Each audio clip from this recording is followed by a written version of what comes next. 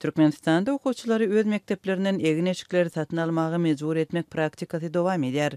Käbir vilayatlarda orta mektep mugallimleri şu günler öz gyýda okuwçylaryna jaň edip, olardan bazarlardaky nyrkdan has ýokary bahadan ýaşyl mata satyn almagy talep edýärler.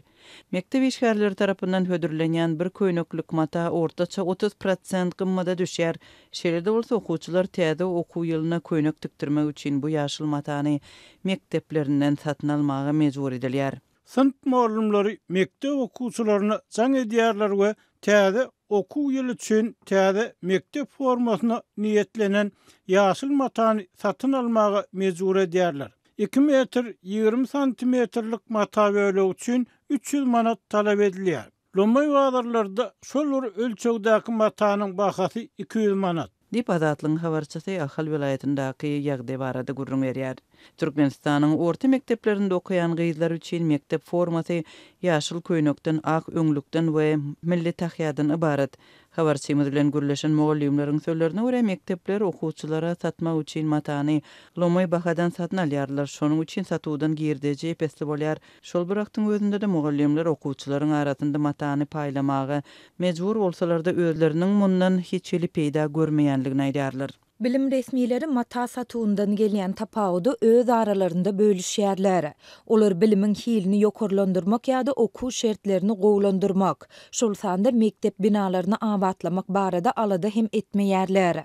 Olaryň aladasy okuwçylaryň en atalaryndan näde pul ýygnamakdyr. Dip Ahal vilayatynyň mektepleriniň birinde işleýän muallim adynyň agzalmazlygy şerti bilen Azatlyga gurrun berdi. Azatlyk radiosu Ahal vilayatynyň bilim edaralarynyň wekillerinden resmi görnüşde tesbir alyp bilmedi.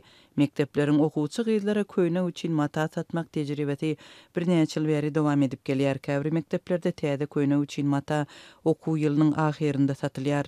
Orta mekteplerde bu ýokary okuw jaýlarynda ýörite egin eşik hökmany hasaplanýar.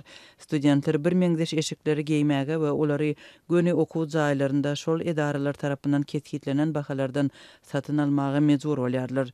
Ýurdun okuwçylaryndan her gün giýmeli eşiklerden başga da bayramçylyk libaslary, dürli medeni we sport çäreleri üçin giýimleri hem dürli enjamlary satyn almak talep edilýär.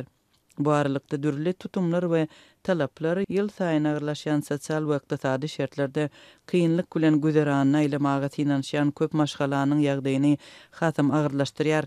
Köp maşgalalar çağılaryny mektebe taýýarlap hem bilmeýärler. Soňky ýyllarda ýurtda öň ulanylan zatlaryň bazarlarynyň meşhurlygy artdy. Mundan başga da käbirleri mektep eşiklerini satyn almak üçin garda batýarlar. Dilekçilik edýän çağılaryň sany hem köpelýär. Olaryň käbiri şeýlelik bilen okuw ýetbaplaryny satyn almak üçin hem serişde ýygnaýarlar. Ýurdun häkimetleri problemalaryň bardygyny resmi taýdan ikrar etmeýärler.